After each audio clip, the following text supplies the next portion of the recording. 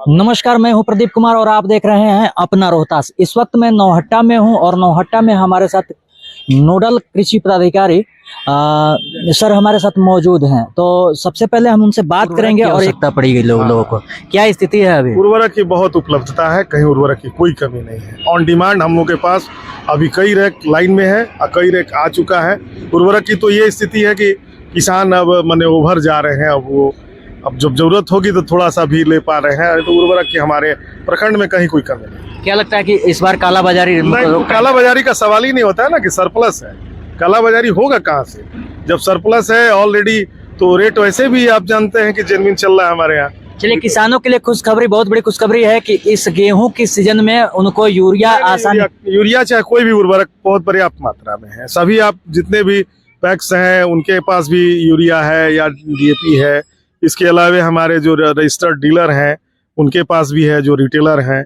और आप तो जानते ही हैं सबसे ज्यादा नैनो को लेकर एक बार सवाल सपोर्ट देता है आपको, ये क्या बोलते हैं, व्यापार मंडल, वहाँ भी पर्याप्त मात्रा में खाद। नैनो को लेकर काफी एक तरह से कहा जा सकता है कि लोगों में जानकारी की अभाव है, नैनो का लोग यूज नहीं कर पा रहे हैं। और जिस तरह से सरदर्द बनते जा रहा है नैनो, आखिर इसके प्रशिक्षण के लिए आप लोग कहीं कोई काम करवाते हैं? बहुत बढ़िया सवाल आपका इस विषय पर है। नैनो पर लगातार जो है, चूंकि इफ्को का प्रोडक्ट है और आपके साइंटिस्ट भी इंडिया के हैं, और इन्होंने क्या किया है कि ग्रेनुलर को इन्होंने, जो ग्रेनुलर फॉर्म में आता है हमारा यूरिया या डीएपी, उसको इन्होंने कन्वर्ट कर दिया है लिक्विड फॉर्म में। और लिक्विड फॉर्म जो है, ये स्टोमाटा जो होता है, पत्ती के अंदर में स्टोमाटा का पार्ट होता है, और इसके अलावा प्लांट का जो ऊपर का एरिया है, वो जो छिद्र होता है उससे वो रिसीव करता है। इसलिए मिट्टी में तो बहुत बढ़िया है। मिट्टी के लिए तो सोना समझ लीजिए।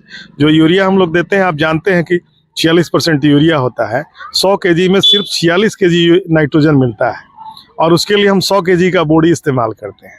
तो शेष 54 kg किस रूप में है आप अंदाज कर लीजिए। या तो जमीन में जा रहा है, या इवापोरेट हो जा रहा है, या वहाँ ब्लिंक कर जा रहा है, वहाँ बैठ जा रहा है। उसको फिर तोड़ने में बड़ा मुश्किल होता है, और उसके चलते हमारा जो खेत है वो मिट्टी खराब होते जा रही है। सर, एक बहुत बढ़िया ये एक कहिए खोज है।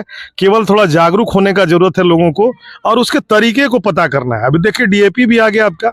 सर, तरीका भी आप ही बताएंगे? चूंकि मैं बता दूं कि खुद मैं एक किसान का बेटा हूं, मैं खुद किसानी करता हूं। जिस तरह से हम लोग जिस तरह से हमने यूज कर रहे हैं, तो नैनो का कोई खास प्रभाव नहीं दिखता। ये रियलिटी आ रही है। ये हमेशा ध्यान रखना है कि नैनो का इस्तेमाल कब करना है। हमेशा जो प्लांट का कम से कम 15-20 दिन हो जाए तो इसको छिड़काव करना है स्प्रिंकलर मेथड से। उसको आपको स्प्रे करना है।